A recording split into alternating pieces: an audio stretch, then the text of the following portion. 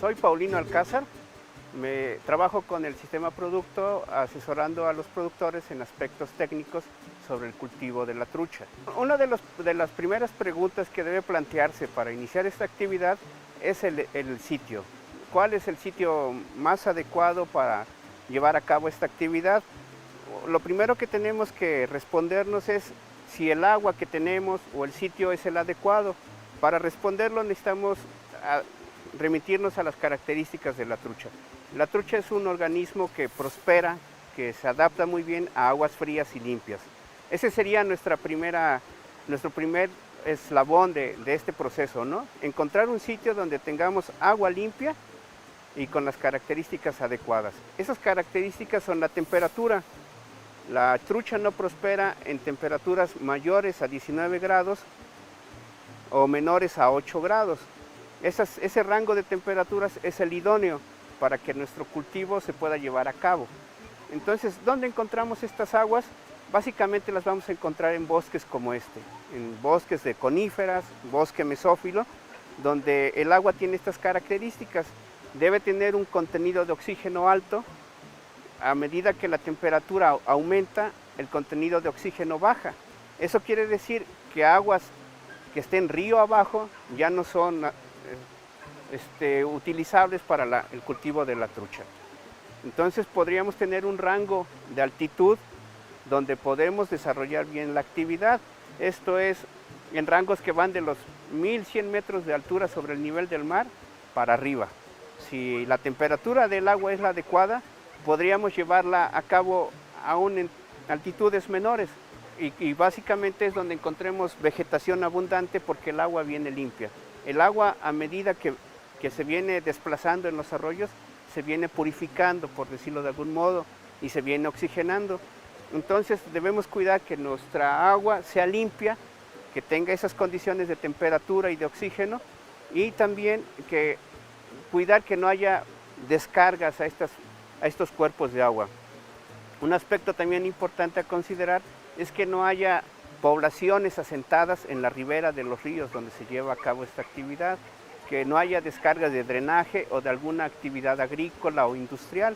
Entonces, esto nos daría la certeza de que nuestra agua es la adecuada.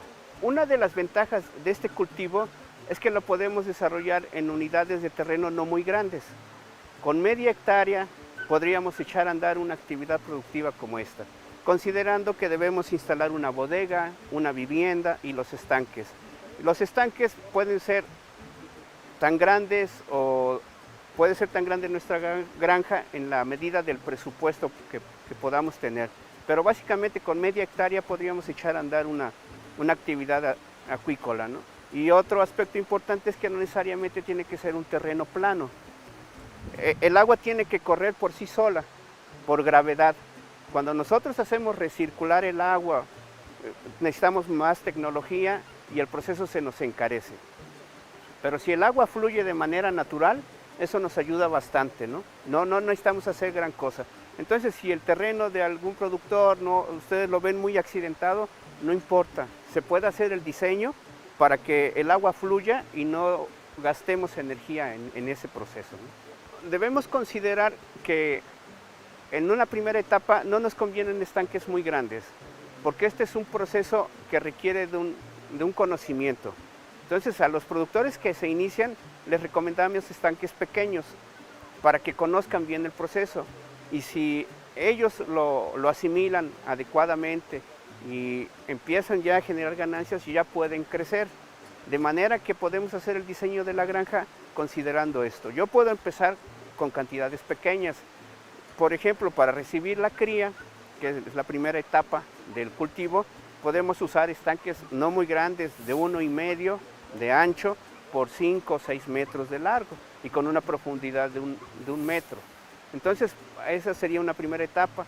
Ya para las siguientes etapas pueden ser estanques más grandes, hasta de 7 o 8 metros de largo, igual 1,5 por 2, y así en batería, los vamos acomodando conforme vamos teniendo etapas del cultivo. Puede ser que podamos tener tantos tanques como podamos mantenerlos, porque ese es otro aspecto, pero lo recomendable es que empecemos con pequeño, ¿no? Para que el productor asimile el proceso, también empiece a tener ganancias y más adelante él pueda invertir y hacer las adecuaciones a su granja, ¿no? Un tema importante de este cultivo es que no impacta en el ambiente en gran medida. De cualquier modo, todas las actividades productivas tienen un impacto. Nosotros como productores y como asesores técnicos insistimos en ese tema. Cuando hacemos el diseño de una granja debemos considerar varios aspectos. Aquí en el fondo tenemos una laguna de sedimentación. Todo el sedimento que viene arrastrándose de los tanques llega y se deposita. Cuando el agua sale ya tiene las características casi idénticas a como la recibimos, ¿no? Entonces es un aspecto a considerar también, cómo recibimos el agua y cómo la entregamos.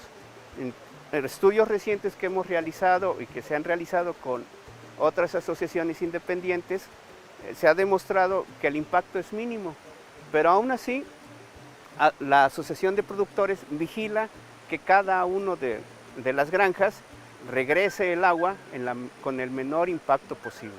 Entonces es un aspecto a considerar.